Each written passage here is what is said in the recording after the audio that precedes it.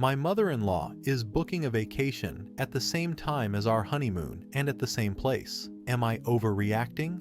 I don't even know how to describe how I'm feeling right now. What was supposed to be the happiest time of my life has turned into a drama-filled nightmare. My fiancé, 30 million, and I, 28F, are planning our dream honeymoon to Tokyo and Osaka. It's a trip we've been talking about for years, a chance to celebrate our love and escape from the chaos of wedding planning. But my Emil, 56F, has decided to turn this into her personal circus. She's booking a trip to Tokyo and Osaka during the exact same dates as our honeymoon. Not only that, but it turns out she's upset because she apparently always wanted to take a mother-son trip to Japan. Now she's acting like my honeymoon is some kind of personal betrayal. Let me break this down for you because I honestly need to know, am I overreacting, or is this as ridiculous as it feels? This trip is something my fiancé and I have dreamed about for years. We've always shared a love for Japanese culture, food, and history. When he proposed, one of the first things we talked about was where we'd go for our honeymoon. We both agreed that Japan was the perfect destination.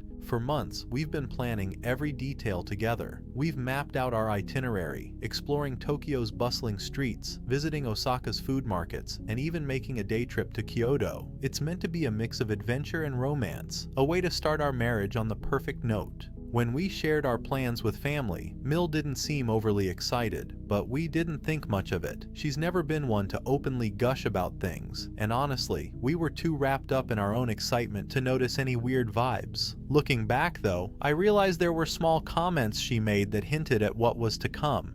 Last week we found out through the grapevine that Emil is booking a trip to Japan. At first, I didn't think much of it. Japan is a popular destination, and it's not like we own the place. But then we heard from my fiance's aunt that Miel isn't just going to Japan, she's planning to go to Tokyo and Osaka during the exact same dates as our honeymoon. I was floored. I mean, what are the odds? When my fiance confronted her, things got even worse. She admitted that she was upset because she'd always dreamed of going to Japan with her son. Apparently, it was some special trip she wanted to take years ago, but it never happened. And now, instead of being happy for us, she's decided to crash our honeymoon. She claimed that her trip is completely separate and that she has every right to travel wherever and whenever she wants. But let's be real, this is no coincidence. She's deliberately inserting herself into our plans because she feels left out.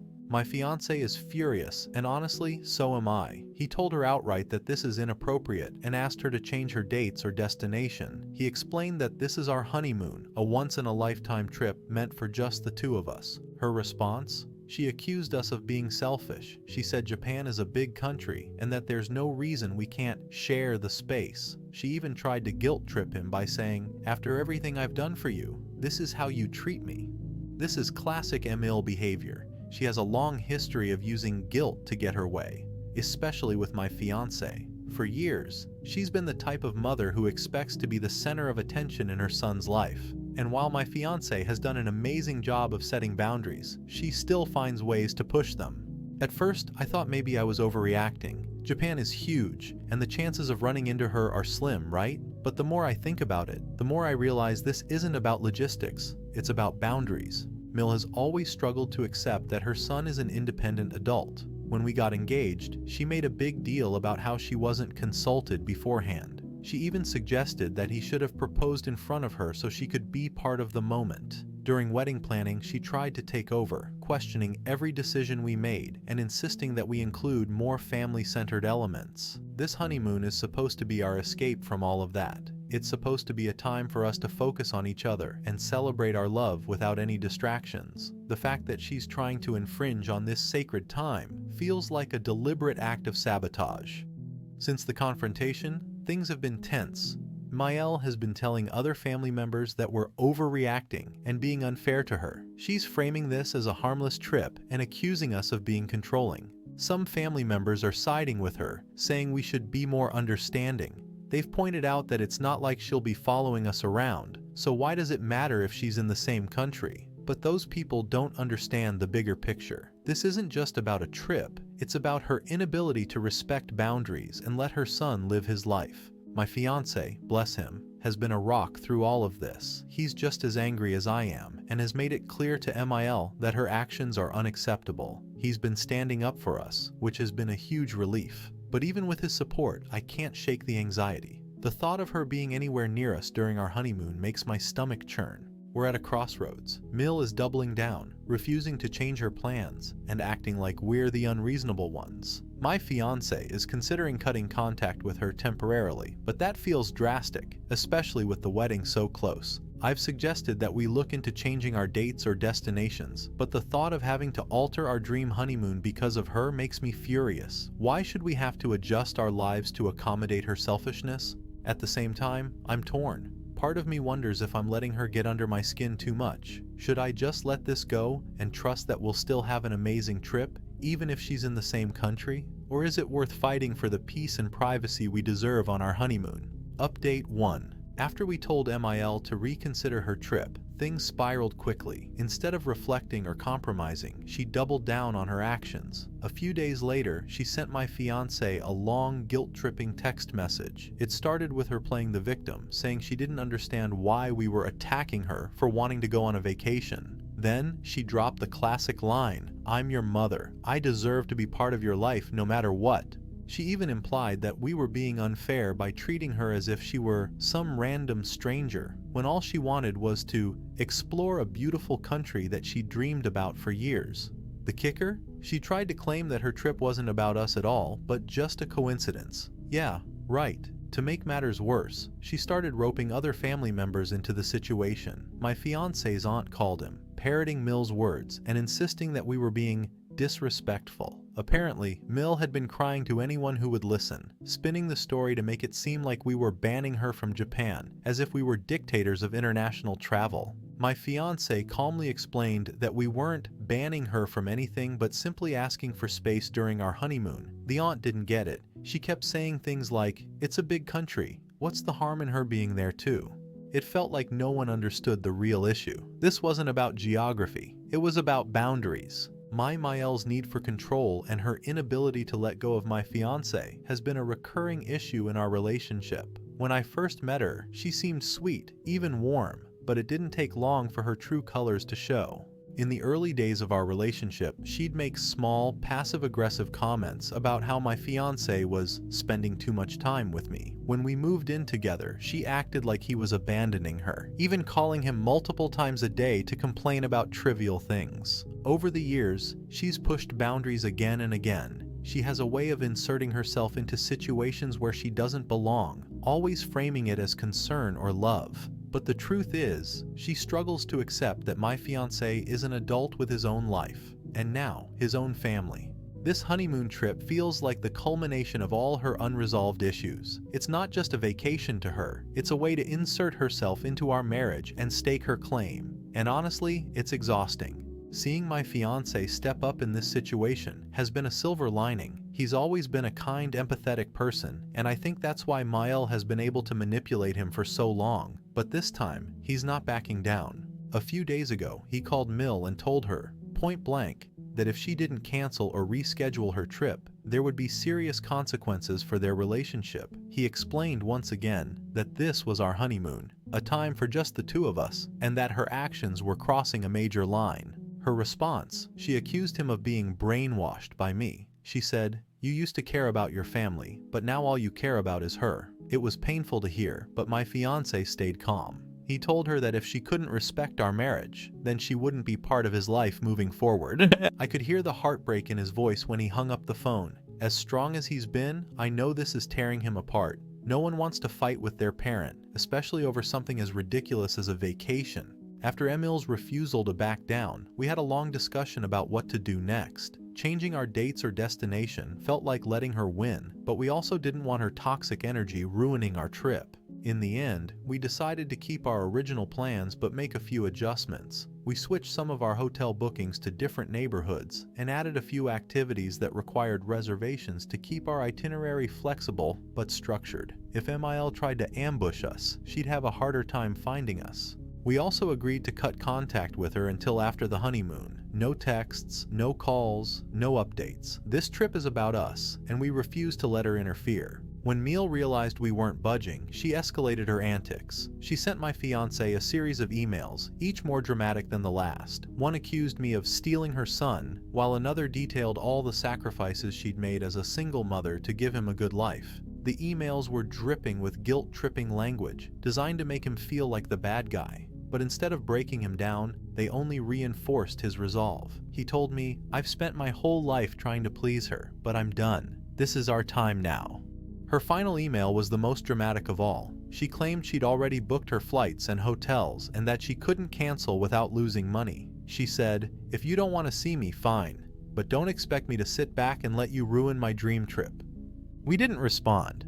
This experience has been a crash course in boundaries, communication, and standing up for what matters. It's been stressful, yes, but it's also shown me just how strong our relationship is. My fiancé has proven time and time again that he's committed to us, and I couldn't be prouder of the way he's handled this. As for Maëlle, I've realized that her behavior isn't something we can change. She's set in her ways, and trying to reason with her is like arguing with a brick wall. All we can do is protect our peace and focus on building the life we want together. Update 2. We thought things had reached their peak, but of course, Meal had more drama in store.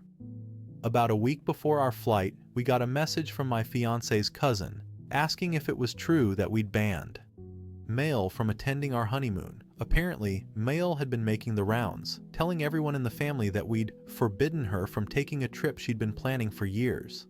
The narrative she was spinning was absurd. According to her, she'd been dreaming of this once-in-a-lifetime trip to Japan since before my fiancé and I had even met. She conveniently left out the part where she'd booked her trip after we'd announced our honeymoon dates and destination. She framed herself as the victim of our cruelty, saying we were punishing her for wanting to share her love of Japan with her son. The cousin, who was usually level-headed, even said, "It's her dream trip.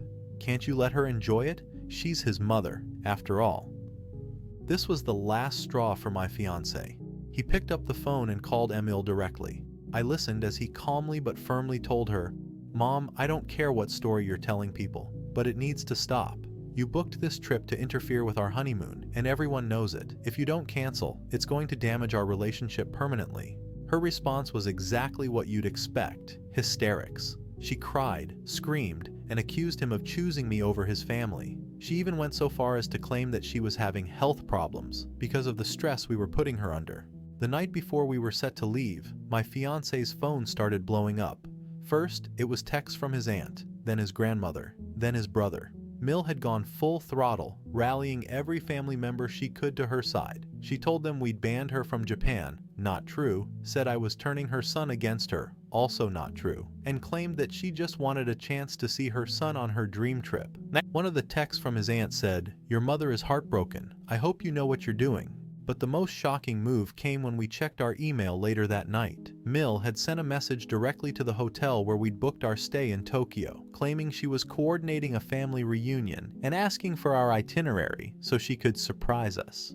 Thankfully, we'd flagged our booking with the hotel after her earlier antics, and they notified us immediately. We updated our reservation to include strict privacy settings and even switched to a different hotel for our last night in Tokyo. We thought we'd outmaneuvered Maëlle. Our itinerary was private, our plans were locked in, and we were finally boarding our flight to Japan. For the first time in weeks, I felt a sense of relief. The first few days were incredible. We explored Tokyo, indulged in amazing food, and started to let go of the stress Mill had caused. My fiancé seemed lighter, more relaxed, and it felt like we were finally getting the honeymoon we deserved. Then, on our third day in Tokyo, we were sitting in a cozy ramen shop in Shinjuku when I saw her. Mill. She was standing outside the shop, peering through the window like some kind of horror movie villain. For a moment, I thought I was imagining things, but no, it was her. She was actually there. I nudged my fiancé, and his face turned pale when he saw her. "Are you kidding me?" he muttered under his breath. We both froze as Maëlle walked into the shop, pretending to be shocked to see us. "Oh my goodness," she exclaimed, as if this wasn't the exact ramen shop we'd posted about on Instagram the night before. What a small world. The awkwardness was suffocating. My fiancé barely acknowledged her, and I couldn't even look her in the eye. She tried to sit down at our table, but my fiancé stopped her. "Mom, this is our honeymoon. What are you doing here?" Her response? "I just wanted to say hello. Is that a crime?" We left the ramen shop immediately, but Emil wasn't done. She followed us out, trying to talk to my fiancé. She kept saying things like, "I just wanted to see you," and "Why are you treating me like a stranger?" Finally, my fiancé snapped, "Mom, you've crossed every boundary we've set. This was supposed to be our time, and you've ruined it. If you can't respect us, then we can't have a relationship with you." Her face crumpled, and for a moment, I thought she might actually listen. But then she launched into another guilt trip, saying things like, "I'm your mother, I gave you everything, and this is how you repay me?" My fiancé didn't budge. He told her to go back to her hotel and leave us alone. When she refused, we walked away. That night, we blocked her on everything: phones, email, and social media. The rest of our honeymoon was a mix of amazing moments and lingering tension. We tried to focus on enjoying ourselves, but Mil's antics left a sour taste. Every time we visited a new place, I found myself scanning the crowds, half expecting her to pop up again. When we returned home, the fallout was waiting for us. Mil had gone full scorched earth, telling everyone in the family that we'd abandoned her in Japan and treated her like trash. But my fiancé didn't let it slide. He sent a group message to everyone involved, explaining exactly what had happened. He included screenshots of her emails to the hotel, proof that she'd known about our plans, and a detailed account of how she'd tried to sabotage our honeymoon. Most people sided with us, but a few die-hard Miel supporters continued to defend her. At this point, we didn't care. We'd drawn our boundaries, and we weren't going to let her guilt us into breaking them. And since the honeymoon, we're still navigating the aftermath of Miel's behavior. My fiancé has limited contact with her, and I've chosen to cut her out completely. But so far, this has been a problem. Mil was just getting warmed up. Apparently, being blocked by us was her cue to escalate things to an entirely new level. She began reaching out to both sides of the family, spinning the story to make herself look like the victim. She told my husband's family that I was manipulative, controlling, and had brainwashed him into abandoning her. To my family, she painted herself as the concerned mother-in-law who was being excluded because she just wanted to spend time with her son. The most shocking part? She actually convinced some people. My phone started blowing up with texts from my aunt, asking why I hated my Mil. My husband's cousin sent him a long message about how family comes first and how he needed to make things right with his mom. Even my own mother, who has always been my biggest supporter, called me up, sounding conflicted. "She seems so hurt," my mom said hesitantly. "Are you sure this isn't just a misunderstanding?" Then came the cherry on top of Mil's drama Sunday, a surprise family meeting. We found out through my husband's aunt that Mil was hosting a gathering at her house to clear the air and heal the family. She didn't invite us directly, probably because she knew we wouldn't show up voluntarily, but she made sure word got to us. My husband and I debated what to do. Part of me wanted to skip it entirely and let her stew in her manufactured drama, but another part of me, the part that was sick of her lies, wanted to confront her in front of everyone and set the record straight. After some back and forth, we decided to go. If nothing else, we could finally have our say. The meeting was exactly what you'd expect, a train wreck. When we arrived, Mil greeted us with her fake smile, acting as if nothing was wrong. She started the conversation by saying, "I just want to bring the family together. This tension is breaking my heart." Then she launched into her prepared speech about how much she'd sacrificed for my husband, how devastated she was by his cold treatment, and how she'd only gone to Japan because she wanted to share in his joy. My husband didn't let her get far. "Stop lying, Mom," he said bluntly. "You booked that trip after we told you about our honeymoon. You emailed our hotel, tried to crash our plans, and even showed up at our ramen shop uninvited. You didn't want to share in our joy. You wanted to ruin it." The room went silent. You could have heard a pin drop. Mil's face turned red and she tried to backtrack. "That's not how it happened," she stammered. I wanted to be part of your special moment." "No," I interrupted, my voice shaking with anger. "You wanted to make it about you. You've been meddling since day one, and it's time you take responsibility for your actions." Just when it seemed like the tide might turn in our favor, a few of Mil's die-hard supporters jumped in to defend her. Her sister chimed in first. "She's your mother. She deserves respect. You're being so cruel to her after everything she's done for you." Then one of her cousins added, "She was probably just lonely. You two could have included her in part of the trip instead of freezing her out completely. That's all she wanted." My husband looked around the room, visibly frustrated. "Are you all serious?